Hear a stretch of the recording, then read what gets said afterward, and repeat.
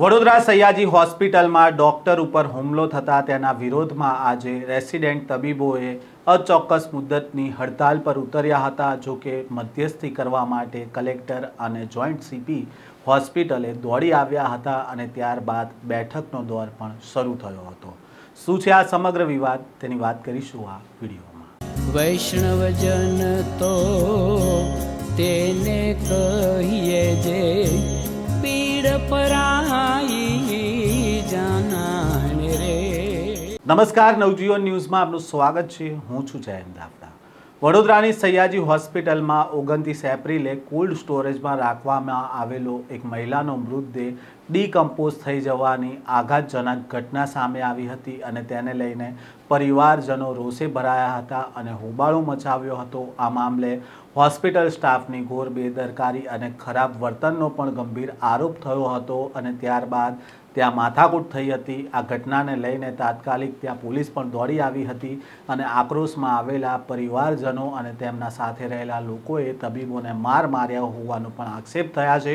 તબીબોએ ગઈકાલે બનેલી આ ઘટનામાં પોલીસ ફરિયાદ પણ નોંધાવી છે. તેઓ ન્યાયની માંગ સાથે સુરક્ષિત કામ કરી શકે તે માટે આજે હડતાલ પર બેઠા છે અને હાલમાં વડોદરા જિલ્લા કલેક્ટર, જોઈન્ટ પોલીસ કમિશનર અને જે સયાજી હોસ્પિટલના સુપ્રિન્ટેન્ડન્ટ છે તેમની સાથે અત્યારે વાટાઘાટો થઈ રહી છે અને બેઠક પણ યોજાઈ હતી.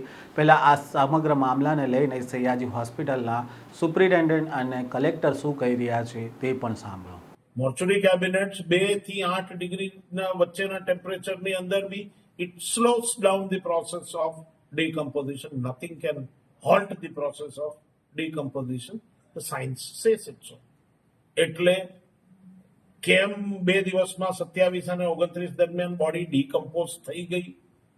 મારે ત્યાં જે અમારું કેબિનેટ હતું એની અંદર ટેમ્પરેચર મેન્ટેન નહોતું થતું, એટલે એમને એક કેબિનેટમાંથી બીજી કેબિનેટમાં શિફ્ટ કર્યા.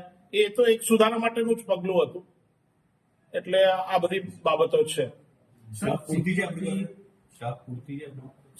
ત્યાંના કેબિનેટને મેન્ટેન કરવા માટે મેં 2 એસી ટેકનિશિયનને શિફ્ટમાં મૂકેલા છે. એ મેડિકલ કોલેજનો મહેકમ છે અને એ લોકોએ તો ફરજ એમની બજાવી છે. સર, સયાજી હોસ્પિટલના આટલા મોટા પરિસરમાં એક શિફ્ટમાં જે સિક્યુરિટી ગાર્ડની સંખ્યા છે તે ઘણી ઓછી છે, જેને લઈને આવા બનાવો ઘણીવાર બનતા હોય છે. નાના મોટા ઘટના તો લગભગ રોજ બનતા હોય છે. એવું નથી લાગતું સિક્યુરિટી ગાર્ડની જે સંખ્યા છે તે વધારવી જોઈએ? તમારી વાત સાથે હું 100% સહમત છું અને આ બધા પ્રશ્નોની રજૂઆત સાથે અમે સરકારશ્રીમાં દરખાસ્ત કરેલ છે, જે ખૂબ જ વિચારણા હેઠળ છે અને કદાચ બહુ જલ્દી એનો નિકાલ પણ આવશે. આ ઘટના પછી લોકો પર તમે હવે કેવો વિશ્વાસ મેળવશો? સરકારી ડોક્ટર પોતાની જગ્યાએ ફરજ બજાવતો હોય, દર્દીનું ટોળું આવી રીતે અચાનક ગાળાગાળી કરીને હુમલો કરવાનો હોય અને મારો ફરજ પરનો ડોક્ટર જો ભયભીત રહેવાનો હોય તો એ કેટલા અંશે સારી રીતે કામ કરી શકે, નિષ્પક્ષ રીતે કામ કરી શકે. અને એટલા માટે જ અમે અમારા તબીબોની સાથે છીએ અને એટલા માટે જ અમે એવી અપીલ કરીએ છીએ જનતાને કે દરેક વખતે ડોક્ટરને દોષિત ના ઠેરવો. આ એક ટેકનિકલ ગ્લિચના લીધે થયેલી ઘટના હતી. કોણ જવાબદાર કરીને જે રીતે રેસિડેન્ટ તબીબ, સર્વન્ટ અને છેલ્લે મારા એસોસિએટ પ્રોફેસર ઉપર આ પ્રકારનો હુમલો થયો એ ખૂબ જ નિંદનીય છે. પેશન્ટના સગા સંબંધીઓ આવ્યા ત્યારે સૌપ્રથમ તો એમણે ત્યાં જે પ્યુન ડ્યુટી ઉપર હતા એમના ઉપર હુમલો કર્યો અને ત્યાર પછી મહિલા ડોક્ટર સહિતના ડોક્ટર્સ ઉપર હુમલો કર્યો. આ ખરેખર ખૂબ ગંભીર બાબત છે. ડોક્ટર્સની સુરક્ષા જાળવવી એ આપણા બધાનો સહિયારો પ્રયત્ન હોવો જોઈએ. ડોક્ટર્સ તમામ આપણી હોસ્પિટલના સેટઅપમાં નિર્ભીક રીતે કામ કરી શકે એ દિશાના પ્રયત્નો અમારા પણ છે. પોલીસે પણ પ્રોમ્પ્ટ રિસ્પોન્સ કરીને આ કિસ્સામાં 6 આરોપીને ઝડપી પડ્યા છે. સિક્યુરિટી બાબતે મુદ્દાઓ છે, સીસીટીવી બાબતે મુદ્દાઓ છે અને અન્ય જે મુદ્દાઓ હતા તમામ મુદ્દાઓ બાબતે આપણે ખૂબ ગંભીરતાથી ચર્ચા પણ કરી છે. લેબના પ્રતિનિધિઓ સાથે મેં પણ ઘણો લાંબો સમય સુધી ચર્ચા કરી અમને એશ્યોરન્સ પણ આપ્યા છે આ મુદ્દાઓનું સંપૂર્ણ નિરાકરણ થાય એ દિશાના પ્રયત્નો પણ તૈયાર કરી રહ્યા છે અને સાથોસાથ આપણા પેશન્ટ અત્યારે જે ગરીબ લોકોમાંથી અહીંયા પેશન્ટ સારવાર માટે આવે છે એમની કોઈ ઇમરજન્સી સર્વિસ ના ખોલવાની એમની સારવાર કે એમના કોઈ આરોગ્ય ઉપર બીજા કોઈ પ્રશ્નો ઉપસ્થિત ના થાય એ દિશાના પ્રયત્નો ચાલુ છે અને એ માટે એમને સમજૂત પણ કર્યો વિગતવાર સમગ્ર ડૉક્ટરની ટીમ હતી રિપ્રેઝેન્ટેટિવ હતા એટલે એમના સમગ્ર ટીમ સાથે ચર્ચા કરીને એમનો નિર્ણય પણ જાવ અને શક્ય હોય ત્યાં સુધી આપણે સેવાઓ પૂર્વ ચાલુ થાય સર મૃતદેહ ડીકમ્પોઝ તો એમાં કોઈ બેદરકારી કે એમાં કોઈ જવાબદારી નક્કી થશે? પ્રાથમિક રીતે મારી પાસે જે વિગતો મળી છે પેશન્ટનું નિધન ખૂબ શરૂઆતના તબક્કે થયેલું હતું અહીંયા જ્યારે આવ્યા હતા એમની અંદર સમયગાળો પણ હતો સામાન્ય રીતે ખૂબ ઓછા કલાકોની અંદર ડીકમ્પોઝિશનની પ્રક્રિયા ચાલુ થઈ જતી હોય છે આથી એ પ્રક્રિયાને પછી કોઈ તબક્કે એને સ્ટોલ કરી શકાય પણ એને રિવર્ટ કરી શકાતી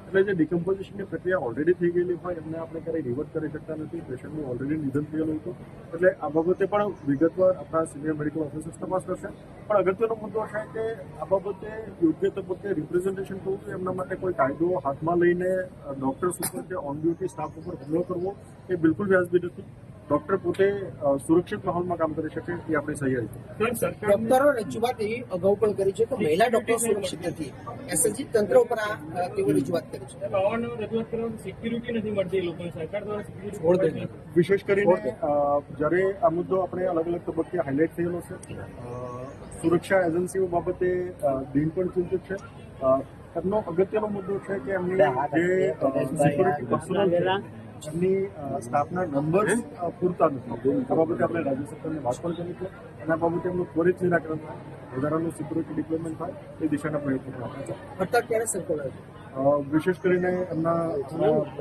ખૂબ કન્સ્ટ્રક્ટિવ વેમાં વાત કરી છે મુદ્દાઓનો